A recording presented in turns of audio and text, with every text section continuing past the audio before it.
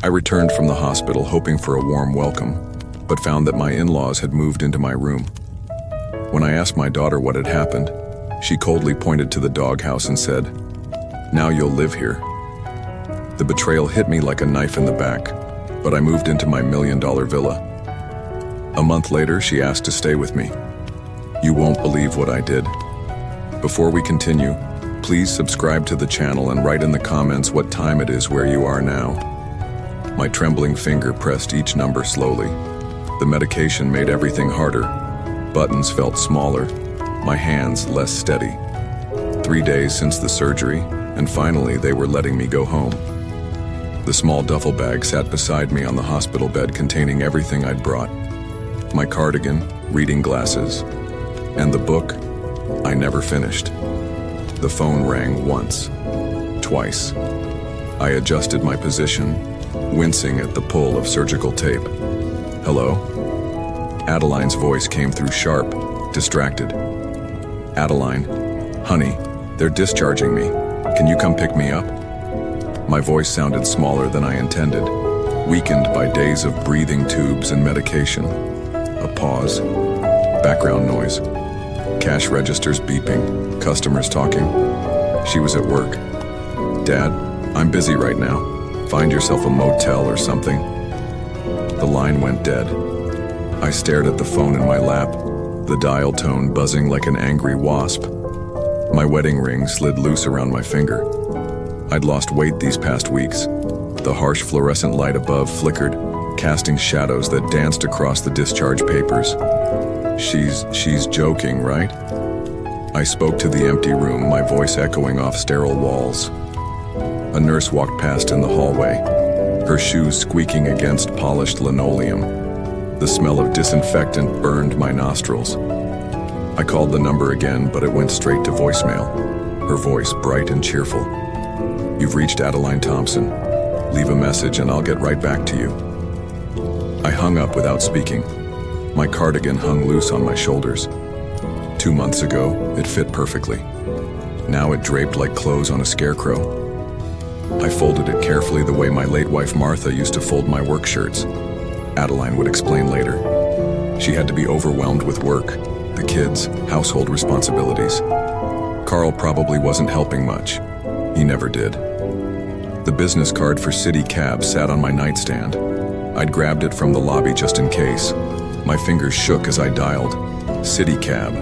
I need a ride from Mercy General Hospital to Evanston. The address is 20 minutes, sir." I gathered my belongings slowly. Each movement sent small shocks through my chest where they'd cracked open my ribs. The surgeon had explained everything, but the details blurred together like watercolors in rain. What mattered was going home to my family. To Tommy's baseball cards spread across the kitchen table and Lily's crayon drawings covering the refrigerator. The taxi would arrive soon. I sat back down, checking my watch. 4:30. Adeline would be finishing her shift by 6 out. We'd talk then, sort everything out. She'd probably laugh about the phone call, explain how crazy her day had been. My reflection caught in the window, a pale, thin man clutching a small bag. When had I gotten so old? The surgery had aged me years and days. But I was alive. That's what mattered. I was alive and going home to the people who needed me. A car horn honked outside the taxi. I stood carefully, testing my balance. Everything felt fragile, like I might break if I moved too quickly, but I was stronger than I looked. I had to be. Time to go home. The taxi's worn leather seats creaked as I settled in, clutching my discharge bag. The driver glanced at me through the rearview mirror. A pale man with too big clothes and careful movements. "Where to?" 1420 Oak Street, Evanston. The address rolled off my tongue like a prayer. I'd lived there 2 years now, ever since selling my place in Detroit to help with their mortgage. Home was where family waited. The engine rumbled to life and Chicago's winter landscape rolled past my window. Gray sky pressed down like a heavy blanket. Streetlights already flickering on, though it wasn't yet dark. Christmas decorations still hung in some windows. Tired tinsel and faded wreaths clinging to January's bitter cold. checked my watch. 5:15. Traffic moved sluggishly along Lakeshore Drive. Brake lights painting red streaks on wet pavement. The radio played soft jazz, something Martha used to hum while cooking dinner. My chest ached, and not just from the surgery. Been in the hospital long? The driver asked, eyes meeting mine in the mirror. 3 days heart surgery. The words came easier now. I'd practiced them with nurses, doctors, the chaplain who'd stopped by. My family's expecting me? He nodded, turning attention back to traffic. The heater blew warm air that smelled of coffee and air freshener. I pressed my face to the window, watching familiar neighborhoods pass. There, the park where I taught Tommy to throw a curveball, the ice cream shop where Lily always ordered strawberry with rainbow sprinkles. My breath fogged the glass. How many times had I ridden this route? Grocery runs, picking up the kids from school when Adeline worked late, trips to the doctor when my heart started acting up. I knew every pothole, every stop sign. This was my world now, smaller than Detroit, but warmer, fuller. The phone call nagged at me like a splinter. Adeline had sounded so cold, not like herself at all. But she'd been carrying extra weight lately with Carl's hours getting cut, and both kids needing new everything for school. I'd tried to help, dipping into my savings more than I should have. What were savings for if not family? Find yourself a motel. The words echoed in my memory. She couldn't have meant it. Not my Adeline, who used to curl up in my lap for bedtime stories, who called me every Sunday just to chat. Stress did strange things to people. I'd learned that after Martha died, grief and pressure could make you say things you didn't mean. The taxi turned onto Oak Street and my heart lifted despite the ache. Almost home, almost to warm hugs and excited voices calling Grandpa's back. Tommy would want to show me his latest drawing, something with dinosaurs probably. Lily would insist on making me tea in her toy kitchen, the plastic cups that never quite fit adult hands. House numbers flicked past. 1410, 1412, 1416. There, 1420. The white colonial with blue shutters that I'd helped paint last spring. The small front yard where we'd built a snowman at Christmas. The driveway where Carl parked his truck. But the driveway was empty. The windows were dark. This the right address? The driver asked, pulling to the curb. Yes, that's my daughter's house. I fumbled for my wallet, hands clumsy with cold and medication. They must be out running errands, probably. The meter read $18.50. I handed him $25. Martha had always taught me to tip well. Keep the change. You sure you'll be okay? Place looks pretty dark. I have a key. I patted my pocket, feeling the familiar weight of metal. Thank you for the ride. Cold air hit my face as I stepped onto the sidewalk. The taxi pulled away, tail lights disappearing around the corner. I stood alone on the empty street, small bag in hand, looking up at the house that had been my sanctuary for 2 years. All the lights were off, not just dimmed, completely dark. Even the porch light that Adeline always left burning. The window stared back at me like closed eyes. But I had a key. I was expected. This was home. I walked slowly up the front path, each step careful on the winter-slick concrete. My key was already in my hand before I reached the door. The lock clicked with familiar ease. I'd used this key hundreds of times, coming home from doctor appointments, returning from grocery runs, letting myself in when everyone was asleep. The door swung open to unexpected silence. Hello? My voice echoed in the darkness. Anyone home? Nothing. Not even the usual sounds. No television murmuring. No children's laughter. No Adeline calling from the kitchen. I felt along the wall for the light switch, muscle memory guiding my fingers. Click. The living room blazed to life exactly as I remembered, but somehow wrong. The furniture sat in the right places, but something felt off. My reading chair, the worn brown recliner I'd brought from Detroit, had been pushed into the corner. Where I'd left magazines on the coffee table, everything was cleared away. Tommy, Lily, I called louder. though the empty feeling of the house already told me the answer. I walked through the familiar layout, past the kitchen, where Lily and I made pancakes on Saturday mornings, past the dining room where Tommy did homework at the big oak table. Everything looked normal, but felt hollow, like a museum display of someone else's life. My bedroom was at the end of the hall. The door stood slightly ajar, and I could see a sliver of the interior through the gap. I'd left it neat this morning, 3 days ago actually. Time had become fluid since the surgery. I pushed the door open and stopped. Suitcases sat on my bed. Old-fashioned floral luggage that definitely wasn't mine. A pair of men's work boots, size 11 or 12, stood beside the dresser. Prescription bottles crowded my nightstand. Names I didn't recognize. Medications I'd never taken. The room smelled wrong, like unfamiliar aftershave and someone else's soap. My family photos, Martha and me on our wedding day, Adeline's high school graduation, pictures of the grandkids had been turned face down on the dresser, as if someone couldn't bear to look at them or didn't want them looking back. I touched one of the suitcases with a trembling finger. The fabric was real, solid, not a hallucination brought on by medication or stress. Someone else's clothes, someone else's belongings, someone else's life had taken over my space. In the closet, my shirts hung pressed against one side, crowded by unfamiliar garments, women's dresses that weren't Adeline's, men's pants with creases sharp enough to cut. My own things looked apologetic, squeezed into whatever space remained. I sat heavily on the living room couch, the same spot where I'd watched cartoons with the kids just days ago. The house settled around me with small sounds. Ticking clock, humming refrigerator, winter wind rattling windows. But no human sounds, no life. The kitchen yielded more evidence. Different coffee cups in the sink, unfamiliar handwriting on grocery lists stuck to the refrigerator. The milk was a brand we never bought. Someone had been living here, sleeping in my bed, using my bathroom, sitting in my chair. But where was my family? I checked my watch. 5:45. The hospital discharge felt like hours ago, though only an hour had passed. Time moved strangely when your world tilted sideways. I tried Adeline's number again, but it went straight to voicemail.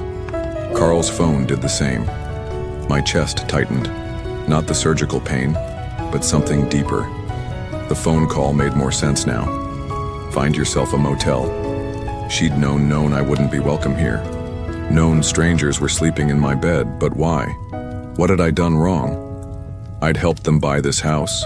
I'd sold my own place, given them the money for their down payment. I'd moved in to help with the kids, to be useful, to be family. The front window showed the same empty street, no cars pulling into the driveway, no family coming home to explain, to laugh about the misunderstanding, to welcome me back. A car engine approached, growing louder. Doors slammed, multiple voices coming up the front walk. My heart hammered against my healing ribs. Footsteps on the porch, a key in the lock. I sat frozen on the couch, holding my breath as the door swung open, my chest still tight from seeing those strangers close. I moved toward the window. Headlights swept across the front yard, familiar and warm. 2 cars pulled into the driveway. Adeline's Honda and an older sedan I didn't recognize. Car doors slammed in quick succession, voices carrying on the cold air. I opened the front door with trembling hands, stepping onto the porch. The winter air hit my face like a slap, but warmth flooded through me as 2 small figures broke away from the group. "Grandpa," Tommy's voice cracked with excitement. "You're home. We missed you so much." Lily ran faster despite her shorter legs, arms outstretched. "Did the doctors fix your heart? Does it still hurt?" I knelt carefully, mindful of my surgical incisions, and gathered them both in my arms. Their warmth melted something frozen inside my chest. My heart feels perfect now that I see you two. Behind them, Adeline emerged from the driver's seat, her face a mask I didn't recognize. Carl climbed out slowly from the passenger side, avoiding my eyes. From the second car came 2 elderly figures, a stern-faced man in work clothes and a woman clutching her purse like a weapon. "Dad." Adeline's voice cut through the children's chatter, cold as the January wind. "What are you doing here?" I stood slowly, keeping one hand on each grandchild's shoulder. "I live here, honey. They discharged me this afternoon." Carl shifted his weight, uncomfortable. We weren't expecting you tonight." The elderly couple approached, studying me with calculating eyes. The woman, Vera, I realized Carl's mother, adjusted her coat possessively. The man beside her, Eldon, crossed his arms and frowned. "Complications," Eldon muttered under his breath to his wife. Tommy tugged at my cardigan. "Grandpa, we went to that new pizza place, the one with the arcade games. I saved you 2 quarters to play next time." Lily bounced on her toes and I drew you a picture of a heart. But Mommy said, "You might not want to see hearts right now, but I think you would because it's a happy heart with a smile." Their innocence contrasted sharply with the tension radiating from the adults. Adeline's jaw tightened as she watched me with the children. Carl checked his phone, finding something urgent in its blank screen. The Thompson parents flanked us like spectators at a sporting event, waiting for the main attraction. Porch light created harsh shadows across everyone's faces. Frost was already forming on the car windshields and distant traffic hummed on suburban streets. Neighbors' windows glowed warmly, families settling in for cozy evenings. Here, the cold seemed to come from more than just the weather. Grandpa's hands are shaking. Lily whispered loud enough for everyone to hear. "Are you cold?" I wasn't cold, I was terrified. The suitcases in my bedroom, the turn-on photos, the prescription bottles, everything clicked into place as I watched these 5 adults arrange themselves around me and the children. Adeline took a deep breath, stepping forward with purpose. Keys jangled nervously in her hand as she fixed me with a look I'd never seen before, determined, almost businesslike. "Dad, we need to talk. There have been some changes while you were gone."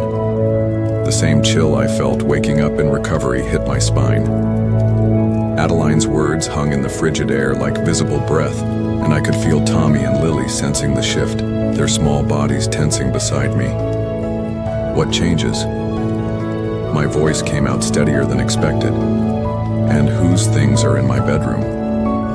Adeline glanced at Carl, who immediately found something fascinating about his shoes. She straightened her shoulders, businesslike. "Eldon and Vera needed a place to stay. Your room was available." "Available?" The word felt foreign in my mouth. "But I live here. This is my home too." Vera stepped closer, her purse clutched like armor.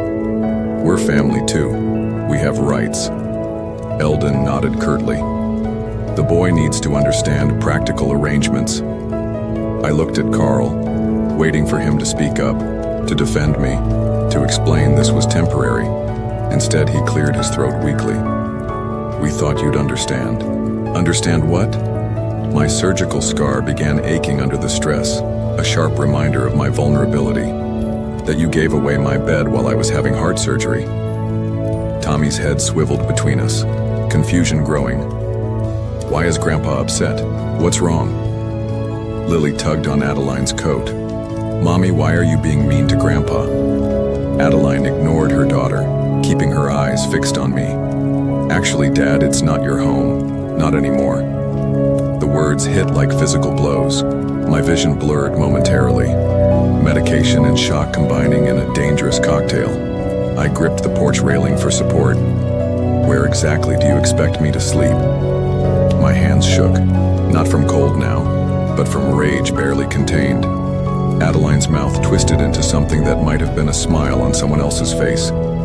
She pointed across the yard to a small wooden structure near the garage. "We set up a space for you right there." My eyes followed her gesture to the doghouse, the tiny wooden shelter that had sat empty since they'd never gotten the pet they'd promised the children. In the harsh porch light, it looked even smaller, more pathetic than I remembered. Comprehension dawned like a physical weight settling on my chest. My daughter, my own flesh and blood, was pointing to a doghouse as my new accommodations. "You're joking." The words came out as a whisper. "Do I look like I'm joking?" Adeline's voice held no warmth, no recognition of our shared history, our blood connection. "It's weatherproof. There's room for a sleeping bag." I stumbled backward, my hand flying to my chest where my heart hammered against healing ribs. The faces around me blurred. Carl's cowardly avoidance, Eldon's satisfied nod, Vera's entitled smirk. Tommy broke away from the group, running to stand beside me. "That's not fair. Grandpa can't sleep outside." "He's sick." Lily began crying, her small voice cutting through the winter air. "I don't understand. Why can't Grandpa sleep in his room?" "Because," Adeline said with brutal practicality, "Eldon and Vera are paying rent. You're not." The final piece of betrayal clicked into place. Not only had they stolen my home, they were profiting from it. I thought of the $180,000 I'd given them from selling my Detroit house. Money that had made their mortgage manageable, their life comfortable. Carl finally looked up from his phone. "It's just until we figure things out." "Figure what out?" My voice grew stronger, fed by rising anger. "How to house your father-in-law in a building meant for animals." The porch light flickered, casting dancing shadows across this surreal scene. Car headlights still illuminated our family drama. Neighbors probably watching from behind curtained windows. The cold wind picked up, making everyone shiver except me. I felt nothing now but clarity. I straightened my shoulders, looking directly at Adeline, my daughter, the child I'd raised, sacrificed for, loved unconditionally, the person who now saw me as less worthy of shelter than strangers paying rent. "I see." My voice came out calm, controlled. "I understand perfectly now." My voice came out steadier than I expected, given that my world had just collapsed in a suburban driveway. Something shifted inside me, not breaking but hardening into something new. "I'll get my things," I said quietly, turning toward the house. "Dad, you're being dramatic." Adeline's defensive tone followed me up the porch steps. "It's just temporary until what, Adeline?" I paused at the door, not turning around. "Until you need money again." Inside, I moved methodically through what had been my room. Vera's floral dresses hung where my shirts used to be. Eldon's work boots sat beside my bed like they belonged there. I pushed aside their belongings, gathering my clothes from corners where they'd been shoved. Tommy and Lily followed me, their questions a steady stream of confusion and concern. "Grandpa, where are you going? Can I come with you?" I folded my shirts carefully, the way Martha had taught me 40 years ago. "I have somewhere else to go, sweetheart. Don't worry about me, but you just got home. We plan to build snow forts tomorrow." Tommy's voice cracked with disappointment. In the jewelry box on my dresser, I found my wedding ring. Martha's engagement ring nestled beside it, waiting for no one. I slipped my ring back on my finger where it belonged. The weight felt familiar, comforting.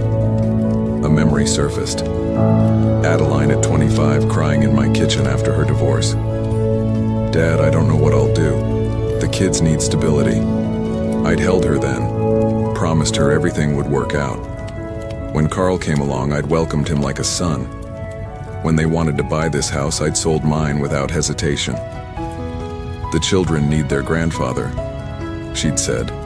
Then, "We need you here, Dad." I found my family photos turned face down in the dresser drawer. Tommy's school picture, Lily's ballet recital, Adeline's wedding day, all hidden away like embarrassing secrets. I tucked them into my suitcase. From the living room came Adeline's voice, explaining to the children, "Grandpa needs to stay somewhere else for a while. It's complicated." Carl's weaker voice, "Hell visit on weekends." Eldon, "Practical as always. The arrangement works better for everyone." I put on my heaviest coat, preparing for the journey ahead. The small suitcase held everything that truly mattered. Photos, a few changes of clothes, my father's watch. Everything else was just objects. In the living room, I dialed the taxi company with steady fingers. I need a ride to Michigan. Yes, I can pay for the distance. Adeline looked up sharply. Michigan? Dad? What's in Michigan? I didn't answer. Behind her, Carl and his parents exchanged glances. None of them had imagined I might have somewhere to go, resources they didn't know about. They'd assumed I was helpless, dependent, with no options beyond their grudging charity. Headlights appeared in the driveway 20 minutes later. The taxi driver, a middle-aged woman with kind eyes, helped me with my suitcase. I knelt one final time to hug my grandchildren. Will you call us? Lily whispered against my ear.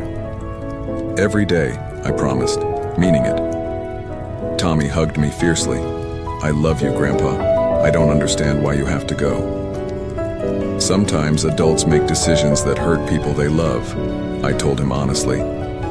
But that doesn't mean the love disappears. Adeline stood frozen on the porch, watching. For a moment her mask slipped. I saw a flicker of something, doubt, maybe guilt. But then Vera stepped beside her, possessive and satisfied, and the moment passed. The taxi pulled away into the winter night. Through the rear window I watched my grandchildren waving until the house disappeared behind bare trees. Relief mixed with devastation in my chest, creating something I'd never felt before. The strange freedom of having nothing left to lose. Where to exactly in Michigan? The driver asked, glancing at me in the rearview mirror. I gave her the address I'd memorized from old letters, though I'd never been there myself. Olson Manor, New Buffalo. The taxi driver had been quiet for the last hour, sensing something significant in this late-night destination. Snow crunched under the tires as we turned onto a long, winding driveway I hadn't seen in 5 years. Through the windshield, headlights illuminated towering oak trees laden with winter snow, their branches creating a cathedral arch over our approach. This is some place, the driver murmured as the house came into view. Olson Manor rose from the darkness like something from another era. 3 stories of weathered stone and tall windows, with a wraparound porch that I remembered running across as a child. Uncle Harlan's domain, eccentric, imposing, and completely unexpected by anyone who'd written him off as the family oddball. I paid the fare and stood alone in the snow, suitcase in hand, looking up at what I had inherited without knowing it. The cold bit through my coat, but I felt warmer than I had in months. This wasn't charity or someone else's grudging hospitality. This was mine. Uncle Harlan's voice echoed in my memory. 3rd stone from the left post burl. Count carefully. I found the hiding spot exactly where he described, my numb fingers closing around the old brass key. Even from beyond, he was taking care of me. The front door opened with a satisfying weight, solid oak built to last generations. Inside, the air smelled of cedar and old leather, memories preserved in wood and fabric. I found the electrical panel by memory and flipped the main switches. Light flooded the foyer, revealing the crystal chandelier I'd gazed up at as a boy, dusty but intact. Each room held treasures I'd forgotten. The library with floor-to-ceiling bookshelves and the massive stone fireplace where Harland used to read me adventure stories. The kitchen with its vintage 1950s appliances still gleaming chrome and mint green.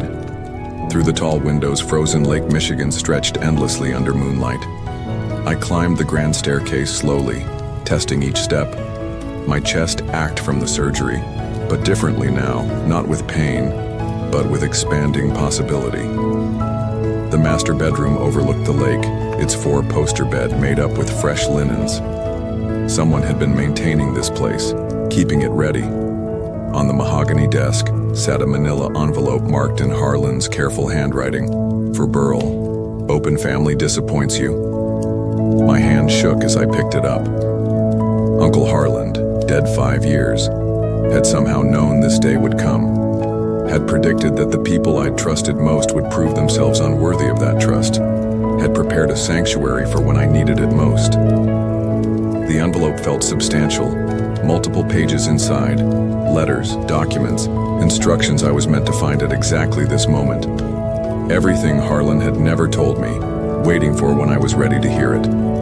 I sat heavily in his leather chair, letter opener in hand, and realized I wasn't the powerless, homeless old man my family had discarded. I was Burl Olson, rightful heir to 80 years of family history, sitting in my own mansion with resources they'd never.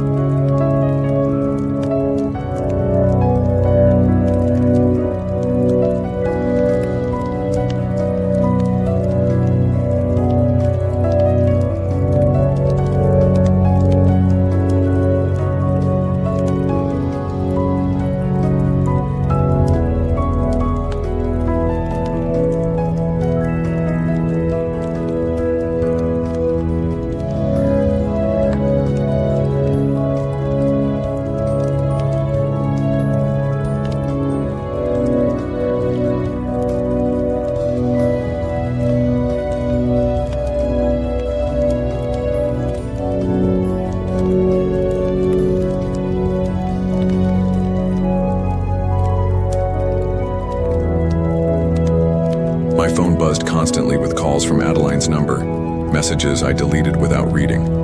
For the first time in years, nobody needed anything from me. No grandchildren to babysit, no dishes to wash, no guilt about being underfoot, just peaceful silence and the freedom to heal. The diner waitress, Sarah, according to her name tag, remembered me from childhood visits. Your uncle always said you'd end up here eventually, said you had his sense of what really mattered. She refilled my coffee without being asked, the kind of genuine service that comes from community connection. Each day brought small improvements. My appetite returned with home cooking in my own kitchen. Sleep came easier in the comfortable bed that belonged to me. Energy levels built as stress melted away.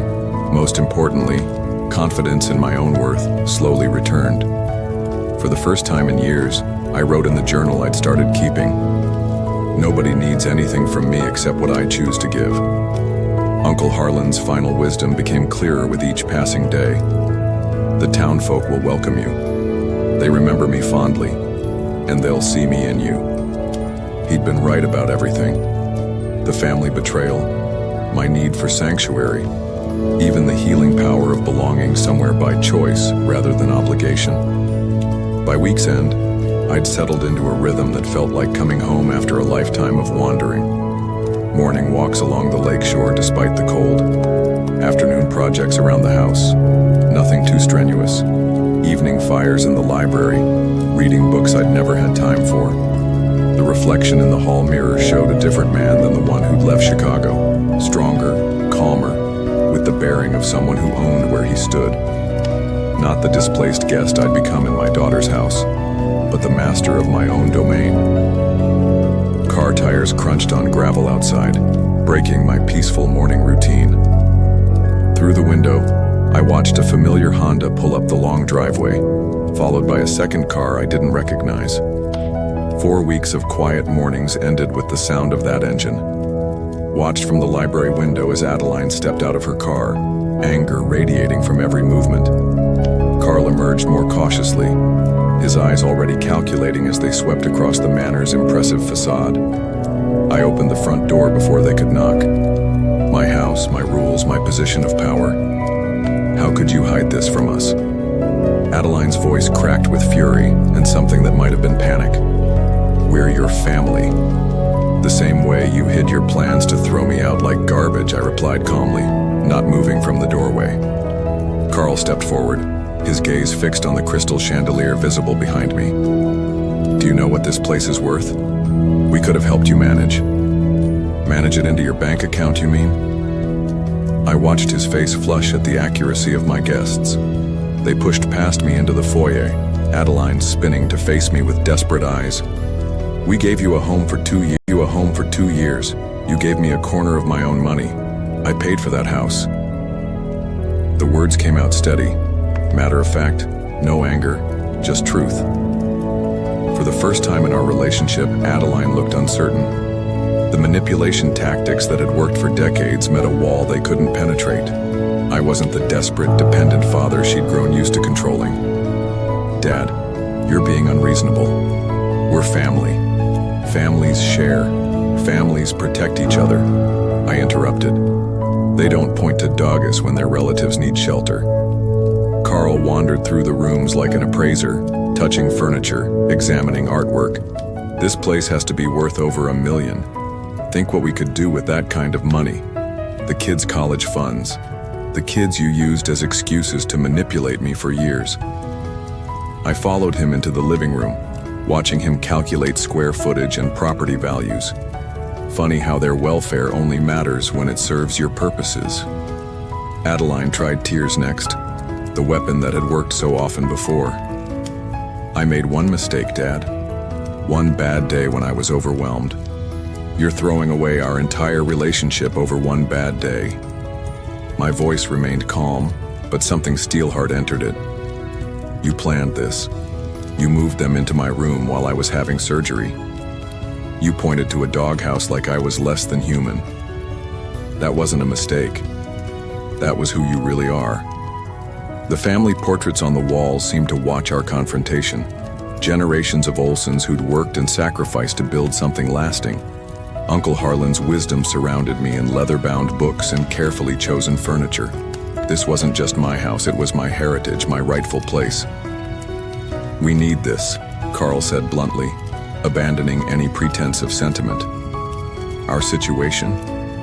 It's worse than you know. We could lose everything. Then you should have thought of that before you lost me. The simplicity of it seemed to stun them both. No negotiation, no complex explanations, just consequences following naturally from choices. They'd gambled with my loyalty and lost. Now they stood in my house, reduced to begging from the man they tried to discard. Adeline made one final attempt, grasping my arm with trembling fingers. The children miss you. They ask about you every day. For a moment, my resolve wavered. Tommy and Lily, innocent victims of their parents' greed and cruelty. But they would be better served by learning that actions have consequences than by watching their grandfather enable their parents' behavior indefinitely. Then bring them to visit, I said quietly. They're welcome here anytime. You're not. The distinction hit like a physical blow. Adeline's face crumpled, genuine emotion finally breaking through the manipulation. Carl's shoulders sagged as he realized the money he'd been counting was forever beyond his reach. This is our inheritance too, Adeline whispered desperately. No, I said, walking to the door and opening it wide. Your inheritance was my love, my help, my presence in your lives. You threw it away. This is mine. They left without another word, understanding finally that the powerless old man they discarded no longer existed. I closed the door firmly and walked to my library, settling into Uncle Harlan's chair. Time to call my lawyer about updating my will.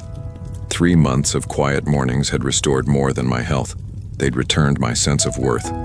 The afternoon sun streamed through the library windows, painting golden rectangles across the Persian rug Uncle Harlan had brought back from his travels. I was deep in a biography of Theodore Roosevelt when the phone's harsh ring shattered the peaceful silence. Adeline glowed on the caller ID. I stared at it for 3 rings. 4, 5. Part of me wanted to let it go to voicemail like all the others, but something in the persistence made me hesitate. Hello? My voice came out neutral, neither welcoming nor hostile. Dad, please don't hang up. Adeline's voice cracked with panic I'd never heard before. I know you hate me, but I don't hate you, Adeline. I'm just not your solution anymore. A sob escaped her throat. The bank has taken the house. We have nowhere to go. I set down my book, Uncle Harlan's leather chair creaking as I leaned back. Through the window, Lake Michigan sparkled peacefully under spring sunshine. And where are your precious in-laws now? They left. Her voice broke completely, packed up, and drove away the minute they heard about the foreclosure. Didn't even say goodbye to the kids. The irony wasn't lost on me. Eldon and Vera, who'd taken my room with such entitled satisfaction, had abandoned ship the moment their comfortable arrangement became inconvenient. Uncle Harlan's warnings about fair-weather family echoed in my memory. Carl lost his job in March, Adeline continued, desperation making her words tumble together.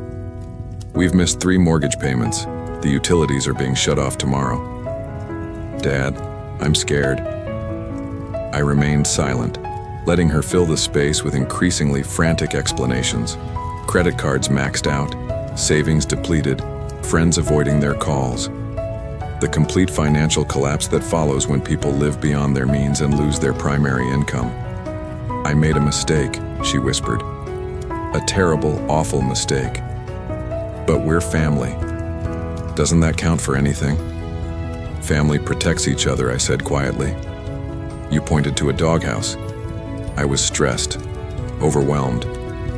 You know how Carl gets when I know exactly how Carl gets, and I know how you get when you want something.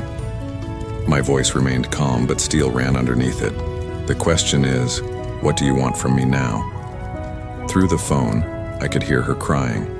Real tears, not the manipulative kind she'd used so effectively before. The sound stirred something in my chest, but not sympathy. Justice, the natural consequences of choices finally coming home to roost. Help us, she begged. Please, I'll do anything. Sign papers, give you legal guardianship, whatever you want. Just help us. And Tommy and Lily, where are they during this crisis? At school? They don't know yet. We haven't told them we might lose the house.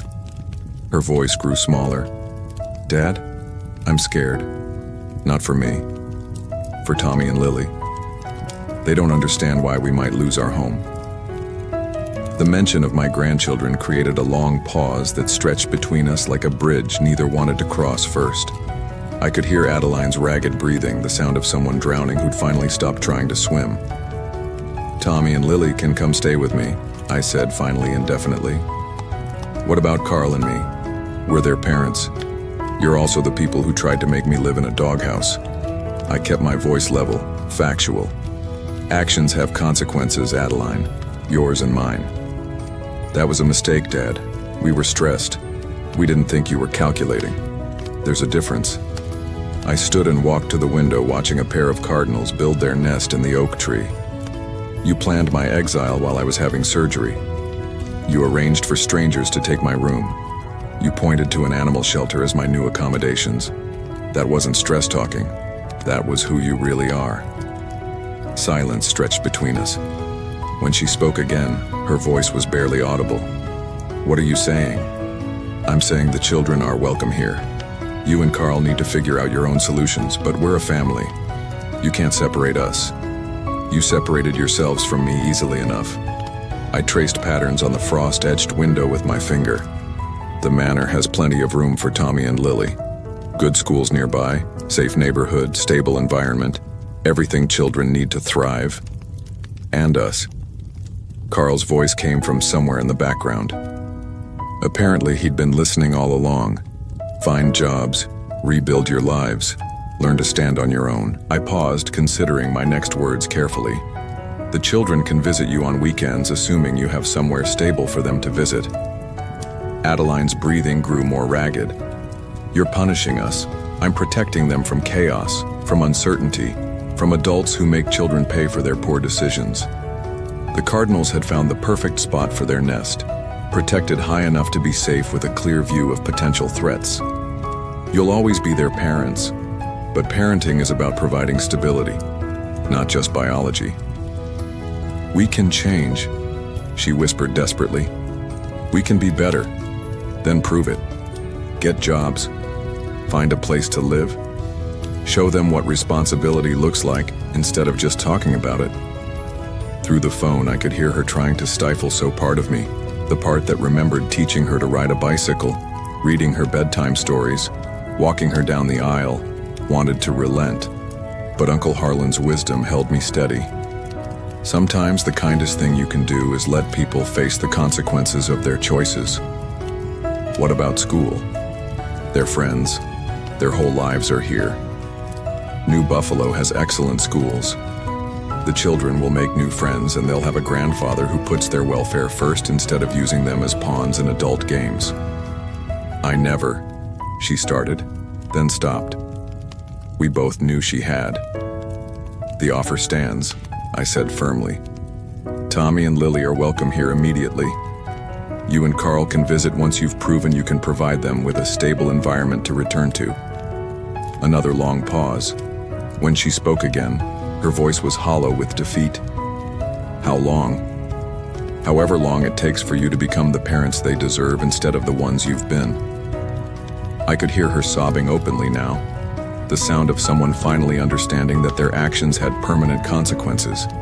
No amount of tears or manipulation would undo the doghouse moment.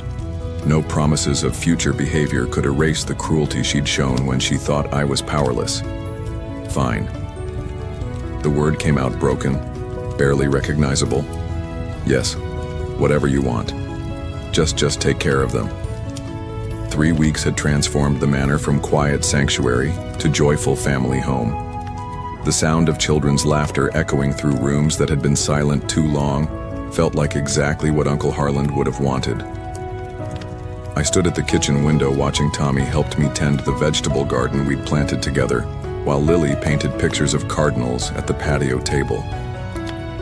"Grandpa, the tomatoes are growing," Tommy called out, his voice bright with discovery.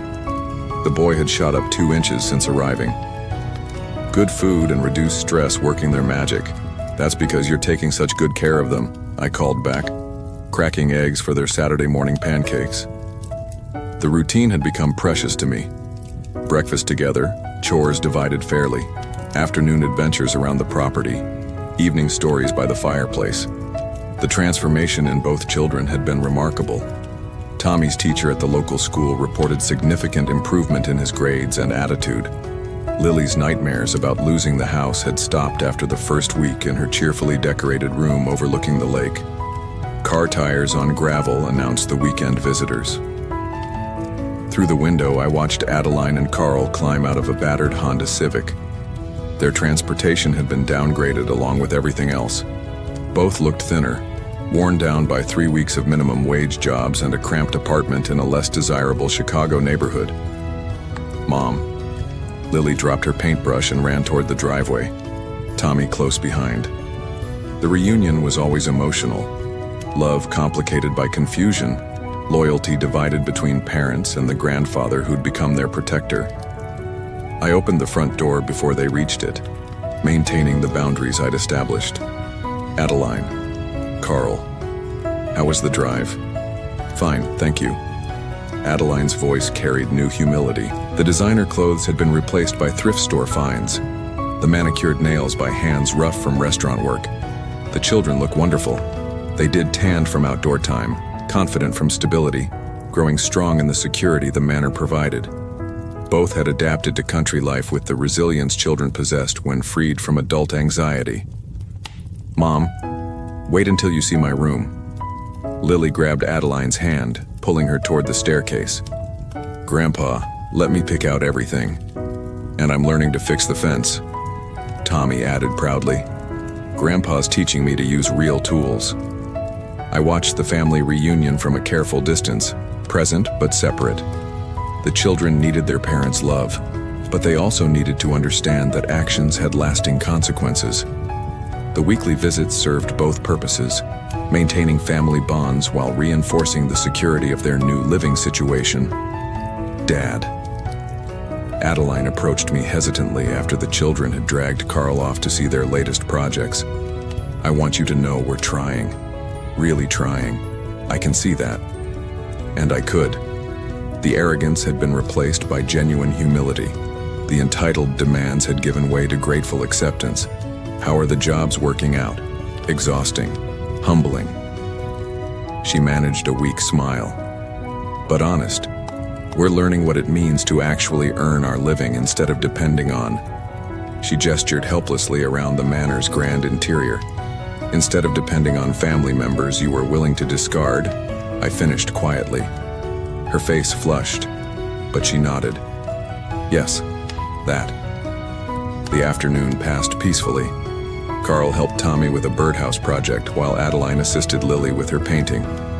I observed from my reading chair Uncle Harlan's books surrounding me like wisdom made tangible. This was how family should work. Everyone contributing, everyone valued, everyone protected. When evening came and they prepared to leave, both children hugged their parents tightly, but showed no inclination to pack bags and follow. Security had become more important than sentiment. "We'll see you next weekend," Adeline promised, her voice carefully controlled. "Drive safely," I replied, meaning it. After their taillights disappeared down the drive, I found both children in the library. Tommy was reading adventure stories while Lily worked on a jigsaw puzzle featuring cardinals. The fire crackled peacefully in the stone hearth, and Lake Michigan stretched endlessly beyond the tall windows. "Grandpa?" Lily looked up from her puzzle. "Are Mom and Dad going to be okay?" "They're learning important lessons," I told her honestly. "Sometimes people have to lose things they thought they couldn't live without to discover what really matters." Tommy closed his book and looked at me seriously, like how you learned you didn't need to live in someone else's house to be happy. The wisdom of children never ceased to amaze me. Exactly like that. Later, after tucking them into their beds in rooms that were truly theirs, I sat in Uncle Harlan's chair and opened his journal to the final entry I'd discovered the week before. The greatest gift we can give children is not shelter from life's storms, but the strength to weather them with dignity. Burl will understand this someday. He'd been right about everything. Family wasn't just blood. It was choice, commitment, and protection of those who couldn't protect themselves. Justice wasn't revenge. It was allowing consequences to teach lessons that words couldn't convey. Outside, spring rain began pattering against the windows. Inside, two children slept peacefully in their own beds in their own home, protected by a grandfather who'd learned the difference between kindness and weakness. The manor felt complete. If you like this story, please like this video, subscribe to the channel, and share your impressions of this story in the comments.